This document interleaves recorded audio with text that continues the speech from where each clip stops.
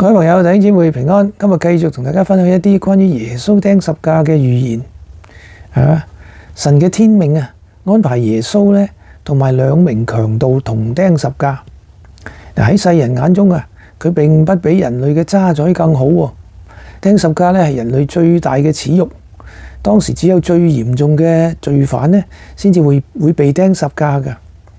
耶穌被釘在兩個犯人嘅中間百姓咧會以為佢咧好似佢哋一樣嘅暴力罪犯，呢個無疑咧係會增加咗耶穌喺世人眼中嘅恥辱㗎，甚至佢可能更被認為係一個比其他兩個更突出嘅罪犯，因為佢被釘喺中間啊嘛。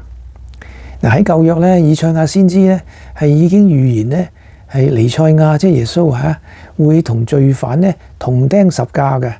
以賽亞書53章12節講。因為他傾倒自己的生命，以至於死，也列在罪犯之中。咁嚟到新約咧，馬可福音15章27節講，他們又把兩個強盜和他同釘十字架，一個在右邊，一個在左邊。